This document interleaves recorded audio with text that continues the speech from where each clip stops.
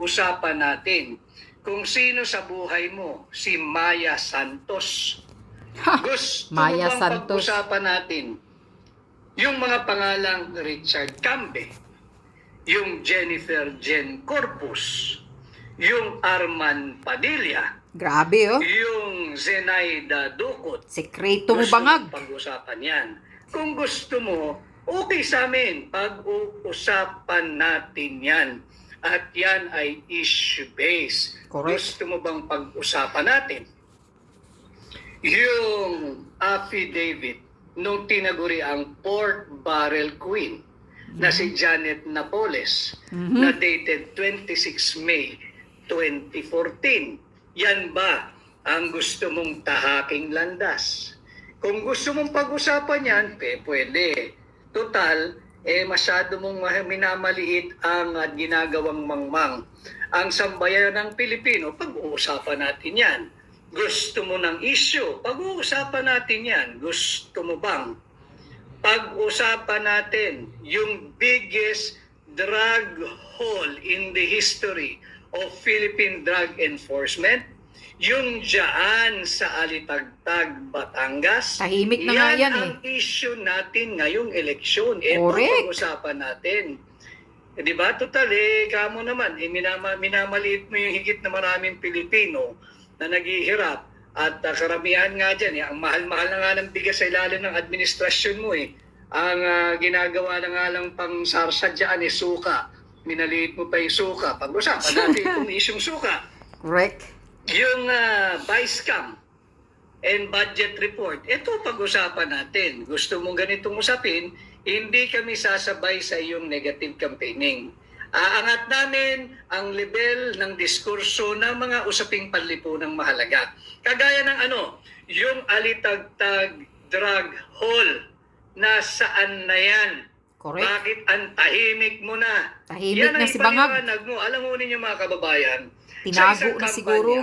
dapat mong hina-highlight kung bakit ka dapat pagbigyan at tingnan at ikonsidera ng mamamayang Pilipinong katulad po ninyo doon sa iyong pinapakiusap na pagkatiwalaan kanila sa posisyong kinakandidatuhan mo. Yan po ang layunin ng kampanya. Ang isang kampanya, dapat ipakikita mo bakit kanila dapat pagkatiwalaan, pairamin ang inyong sagradong mandato, bakit ka dapat suportahan at iboto. Hindi yung makapanira ka. Naiintindihan ho natin siya sapagkat wala siyang masabing continuity ng kanyang programa. Tama. Wala naman siyang naisimulan Correct. Wala siyang nasimulang programa. Walang may Pag-usapan pagyabang. natin ang issue. Sa issue pa lang yung vice cam report mo, yung anomalous, illegal, immoral, criminal, and unconstitutional bicameral conference committee report. Yan ang ipaliwanag mo. Yan ang ipaliwanag mo. Yan ang isagutin mo yung bakit meron 28 item na blanco na nung tinotal ay nagkakahalaga ng 241 billion pesos. Saan ninyo dinadala ang pera ng Pilipino? Yan ang sagutin mo, hindi yung, ako I'd like to think mga kababayan, parte ito ng kanilang diversion scheme para mawala yung usapin dito sa kanilang incompetence, Correct. dito sa kanilang corruption, dito sa kanilang kurakot. Ito po yung mga issues na hindi nila malabasan. Ipit na ipit sila, kaya ang ginagawa nila, umuopensa, umaatake ng wala sa lugar. Unprovoked, unnecessary, uncalled for. Ngayon, kami naman sa Duterte senatorial candidates, karapatan naming sumagot sapagkat hindi naman pwedeng tayo magpapagaslight at they will try to change and they're changing the narrative na sila yung punong-puno ng anomalya, maghahanap sila ngayon ng isang pamamaraan to deflect yung issue palayo sa kanila. Hindi po, well, ako personally, I can only speak for myself, bilang hakbang ng maisog, hindi po ako papayag. Hindi po ako papayag pag-usapan natin ang mga issue. At pag-uusapan nga natin, binubuhay ninyo yung issue ng pork barrel at base nga sa affidavit ng Pork Barrel Queen tinagurian si Janet Napoles. Yan. May Pork 26, Barrel Queen. 2014. Salamat kay Joa Deville at kanyang pinablish yan sa kanyang pahina. Yung mga pangalang Richard Cambe, yung pangalang Jennifer Jen Corpus, yung Arman Padilla, yung Zenaida Ducot, at yung Maya Santos. Yan ang gusto mong pag-usapan. Kung gusto mo mag-negative campaign, ipaliwanag mo sa amin sino itong mga pangalang ito. Anong nangyari doon sa Alitagtag Drug Hall? Yung Alitagtag Drug Bus. Wala nang balita ang sambayan ng Pilipino sa pinagmalaki mo na 14 billion baka mo na halaga ng drogang nasabat. Nasaan na yan? Baka bumalik na sa kalsada. Hindi nyo na pinag-uusapan. Pumasok na sa Malacanang ang droga dyan. Pilipino tungkol dito. Ito pag-usapan natin. And then, balik tayo sa issue ng vice scam. Huwag ho nating kalilimutan yung 117 billion pesos na pera ng Philippine Deposit Insurance Corporation. Yan, ang Huwag po PDIC. niyong kalilimutan Grabe na yan. yung lahat ng mga bank, yung mga Pilipinong may bangko, may deposito, may Tangina, naitatabi. may bangko pa naman ako. Importante pong alam niyo ito.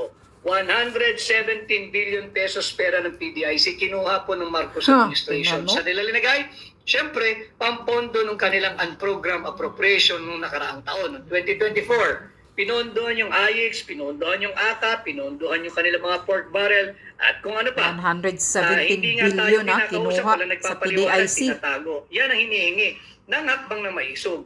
Transparency, accountability, peace, and security.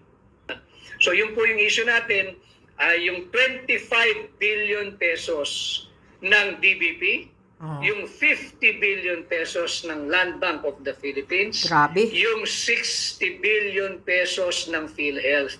Saan ninyo dinadala ang pera naming mga Pilipino? Gusto nyo ng issue yan? Pag-usapan natin. Issue-based tayo. Yung Maharlika Naglagay funds ako ng pa, mga notes ko nawala rito na. para maganda. I'm trying to make our life tonight a little light, but it cannot be. Marami po talagang seryosong problema ang ating bansa na nangangailangan ng mga seryosong taong kayang magbigay ng seryosong solusyon. Kaya ito po dito sa ating pakikipag-ugnayan sa inyo ng live, issue-based campaigning po ang ginagawa ng hakbang na maisog. Hindi naman kami nag-resort sa negative campaigning. Natataon lang na talagang lahat ng ginawa ng administrasyong ito panay negatibo. And let me just bring this one up to you. Kahapon po may lumapit sa akin regarding doon sa aking naging talumpati at sumasang-ayon naman po sila na palakasin ang mandato ng Philippine Drug Enforcement Agency. Lagyan natin ito ng kapangyarihan na magsagawa, utusan ang lahat ng taong gobyerno, elected or appointed, na sumailalim sa isang mandatory, open, fair, transparent, and credible hair follicle drug test. Importante po yun dahil sabi ko nga, Article 11, Section 1, public office is public trust. At lahat ng panahon dapat ay may pananagutan ang lahat ng taong gobyerno sa kanyang nasasakupan, sa kanyang nasisilbihan, in this case sa ating po mga Pilipino. So ito po dapat natin pinag-uusapan. May nagsabi sa akin, hindi ko nga alam negatibo na raw ang lahat ng ginagawa ng administrasyong ito. Minsan lang silang may pag-asang magpositibo, tumanggi pa, sumailalim sa drug test. Paano? Hindi Takot si Bangag sa drug test. Negatibo na sila sa lahat ng ginagawa nila. Tsansa na magpositibo, tumanggi pa. So gusto ninyong issue-based, gusto ninyong sagutin namin. Yung inyong Mukha mo, Bangag. negative campaigning. Aagnas ka rin, bangaga ka. Basta tanda lang din kayo. Nasaan yung 500 billion flood control funds? Yan, 500 Nasaan? billion. Yan, sagutin niyo yan. Hindi negative campaigning to, issue-based ito. Sinabi nila ito sa kanilang SONA. Sa flood control. 500 billion pesos sa loob lamang ng 2 taon ang kanilang inubos at sinasabing merong higit kumulang 5,500 flood control programs. Nasaan? Issue-based tayo. Negatibo ang dating sapagkat negatibo ang inyong performance. Wala kaming makita. Wala kayong nagagawa pang mabuti sa sambayan ng Pilipino. Correct. Mangangalahati na kayo sa inyong termino. Mga kababayan, 3 taon na. Itong mga to, Magtatlong taon ka na, Marcos Jr. Wala kang nagawa na mabuti na para sa mga taong Mga bayan. kababayan, 6 na taon lang itong mga to, huwag tayong pumayag. Ngayon, tama yung sinabi ni Pangulong Duterte kahapon. At ulitin ko. At ganun din naman yung sinasabi ko, kahit saan ako magpuntang lugar. Ako'y nagpipresenta, nagpapasukat, nagpapakilatis, nagpapakilala, at nagpapasuri. Kung sakasakaling sa tingin po ninyo, ako'y karapat-dapat na pahiramin ang inyong mandato at ang inyong boto, tulungan po ninyo akong maging senador ng Yes, 56 we po help sa you. balota. Ikakampanya Si ka Atty. namin. Rodriguez. Subalit, kung sa tingin naman ninyo na kontento na kayo sa ganitong uri ng korupsyong nagaganap sa ating lipunan, higit na talamak ang korupsyon, kung happy kayo, kung kontento kayo, meron pa silang 3 taon, di doon nga naman kayo sa kanila. Wag na. Tangkilikin Hilain na yan nyo si Bangag. sila. Huwag nyo kaming samahan sa Team Suka. Pero kung gusto ninyo ng totoong pagsisilbi, alam ho ninyo, ulitin ko yung sinabi ko kagabi, ang suka ang kalaban ng mga tanso. Correct. Ang suka ang kalaban ng mga gintong peke. Correct. At ang suka ang kalaban ng mga mambubutol. So that's kung sa Suka tingin ang ninyo kalaban ng sinungaling, katulad na ni mas Bangag. mababa ang Marcos Jr. droga at mas mababa ang kriminalidad dito sa administrasyon ito, di yung 3 taon bigyan pa ninyo uli Pinakasinungaling sa na kanila. presidente. Tangkilikin nyo yung Uto-uto. kanilang grupo. Pero kung naniniwala kayo na higit na mahirap ang buhay ngayon, walang trabaho, underemployment, unemployment, mataas ang inflation, mataas ang kriminalidad, laganap muli Wala ang talagang droga, alam hindi safe ang patakbo ating ng bansa ang Bangag na Dito po Marcos na kayo to. sa Duterte senatorial candidates. Andiyan po kami kagabi, nagpakita po kaming lahat, kompleto kami, pakitulungan niyo po kami. And Correct. then, Kailangan na back to the kayong issue makaupo lahat. Hilain na 500 lahat ang billion gobyernong pesos flood Bangag. control funds ginamit nila. Nasaan? Gusto niyong pag-usapan ang issues natin, panagutin po natin sila. Anong nangyari doon sa flood control funds? Oh. 200 inosenteng Pilipino Patay. 200 inosenteng Pilipino patalunod sa baha. Correct. Dahil ninakaw yung pera para sa flood control programs. Huwag Oh. po niyong kalilimutan yan. Yes. Iyan ay isang katotohanan. 200 inosenteng Pilipino ay sa pagnanakaw ng pondo na para sana ay sa flood control funds. Yan ang ating pag-uusapan. Pati po yung 25 tonelada ng ginto. Yeah, na reserve 25 tons ng Central Bank natin. ng Ang gold Bangko na Sentral saan ng na ang Pilipinas, pera. nagbenta sila. Hindi malinaw. Kanino nila binenta? Yes. Wala hong sagot sila rito. Walang Wala pong proclamation transparency. si Bangag, Kanino walang nila transparency. binenta? Importanteng malaman natin kanino nila binenta at magkanong halaga nila binenta. Kung Magkano ang man kita sa bentahan gold yan, sa per 25 tons? per Grabe yun, ha? kilo, per ton. Kinakailangan alam natin. Dahil baka naman nagisa na naman tayo sa sarili nating mga mantika. Yung Correct. ginto, baka sila rin ang bumili. Sila rin yan, Ibinenta ng binulsa. Bangko Sentral kung kani-kanino na sila lang din pala. Hindi po yung Bangko Sentral. Ito mga korap sa gobyerno. At Natulisan baka sa sweetheart gobyerno. din pa yan, bagsak ang presyo. Ito yung mga pananagutan dapat nilang ipaliwanag. Kaya nga lagi ko sinasabi, issue-based campaigning tayo. Pag-usapan natin ang issue. Nasaan yung 25 toneladang ginto na reserve ng Bangko Sentral ng Pilipinas? Kanino ninyo binenta at magkano ninyo binenta? Correct. Dahil ho, sigurado tayo, kung ngayon papalitan yung 25 toneladang ginto na ibinenta nila, abonado pa ho ang Republika ng Pilipinas. Abonado pa ho tayo, mangungutang na naman yan. Bakit? Higit pong mataas ang presyo ng ginto ngayon sa bentahan o sa merkado. Wala po tayong mabibiling 25 tons ng ginto sa halagang pinagbentahan nila last year. Yan ay isang katotohanan. Dapat nila ipaliwanag yan. Saan nila dinadala ang pera nating mga Pilipino? At pag-usapan natin yung issues. Ano nang nangyari? Wala pong ibinunga. Yung kanyang excessive foreign trips. Yung isa pa yan. biyahe ng biyahe. Natandaan po nyo yan? Walang investor na Unang 2 pumasok. taon sa pwesto, biyahe ng biyahe ang naiwi, pangako. Yeah. Ang naiwi, pledges. Ang Pangako. pledges po, pangako ho yun ha. Hindi po kwarta yun. Hindi po pera yun. Nagsasaya hindi po nga ng pera investment yun. Pangako sa biyahe. lang ho yun. At siyempre, kinakailangan i-justify ng mga iba't ibang departamento. Marami daw na pirmahan na MOU. Alam ho ninyo, ako'y naging aktibo sa practice sa pribado, yung MOU, pagka mayroong mga pagpupulong na malalaking negosyante, lumilipad ho ang MOU.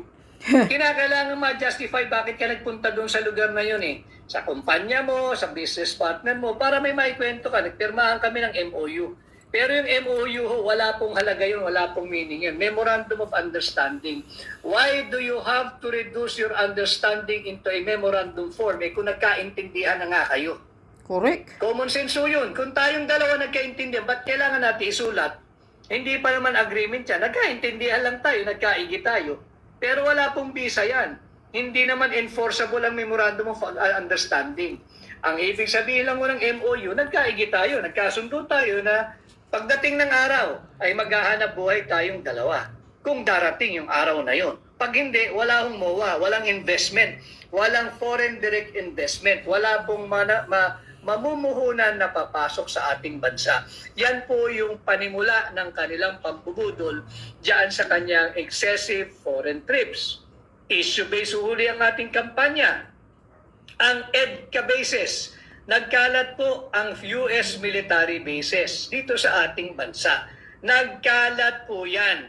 At Correct. makikita naman natin sa dalawang pananalitanan niya sa kanilang ginagawang rally, tinataas po niya yung intensity ng anti-China rhetoric niya. Kitang-kita natin, gigil na gigil sa bansang China na yung miyembro daw ng Duterte senatorial candidates ay pro-China. Nakalimutan niya kasi